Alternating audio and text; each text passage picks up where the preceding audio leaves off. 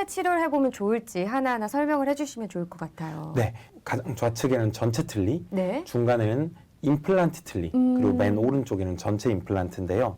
지금 보시면 위 세 가지 방법의 차이는 완전히 탈부착식이냐, 아니면 반고정식이냐, 아니면 완전 고정식이냐, 이런 차이로 나뉘게 됩니다. 네.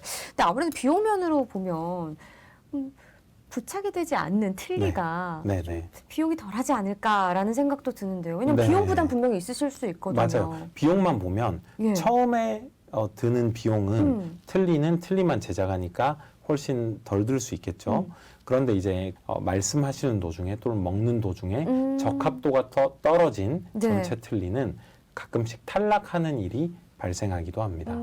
뿐만 아니라 이렇게 씹을 때 아무래도 잇몸이 눌리니까 완전히 고정식의 어떤 임플란트 네. 치료에 비해서는 씹는 힘이 자연 치아에 비해서 뭐 한 10에서 20% 정도로 떨어지기 때문에 저장력이 상대적으로 약하고 네. 또 맛을 느끼는 어떤 그런 조직들이 있어요. 네, 네. 구강 내에는 네. 그 조직을 틀니가 덮고 있기 때문에 틀니를 안 쓸 때보다는 음식의 맛을 정교하게 느끼기가 조금 힘들다고 합니다. 그럼 이렇게 전체 틀니를 했을 때 이런 좀 장단점이 있다면 임플란트를 했을 때는 그럼 좀 개선이 되는 건가요?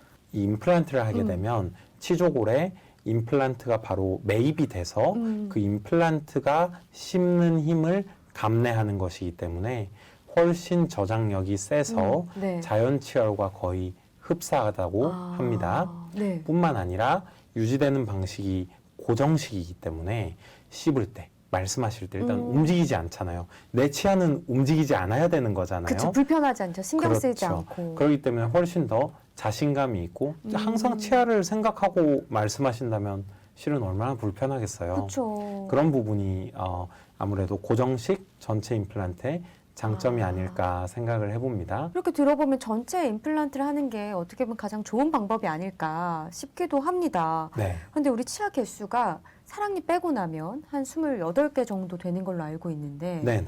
이거를 다 임플란트를 해야 하는 건가요? 비용이 네네. 저희 계속 비용을 얘기하게 되는데 네네. 이게 부담이에요. 그렇죠. 아무래도 예. 임플란트를 하려면 그 임플란트의 개수에 따라서 비용 부담이 늘어난다 하는 생각들 많이 하시는데요. 맞아요. 우선 그 전체 임플란트라는 것은 치아 빠진 개수대로 씹는 게 아닙니다. 우리가 한강의 다리를 한번 생각해 보세요. 네. 다리 상판은 쭉 이어져 있지만 그 다리를 지지하는 지지대는 듬성듬성 있잖아요. 그렇죠. 그래서 전체 임플란트, 다른 말로는 임플란트 브릿지를 전체적으로 활용한다. 이렇게 표현할 수 있는데요. 예. 임플란트를 치아 개수대로 씹는 게 아니라 듬성듬성 심되 치아는 전체가 다 있는 것처럼 연결해서 만들어주게 됩니다.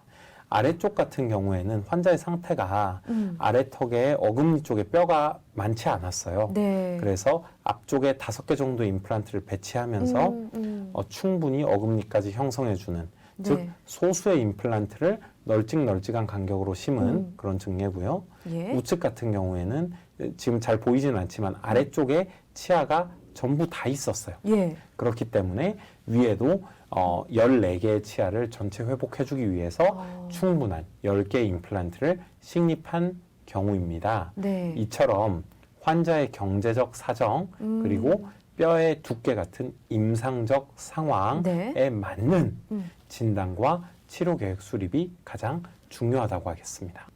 네, 여러분 모든 치료법에는요 부작용이 따를 수 있습니다. 개인마다 치료 효과가 다를 수 있다는 점 참고해 주시면 좋겠고요. 또 전문의와의 상담을 통해서 적절한 치료를 받는 것이 우리의 건강을 지키는 가장 좋은 방법이기도 합니다. 때를 놓치지 마시고 꼭 적정한 방법 찾으셔서 건강 행복하게 잘 지키시길 바라겠습니다. 저희는 다음 시간에 더욱더 건강한 소식으로 다시 찾아뵐게요. 오늘도 고맙습니다.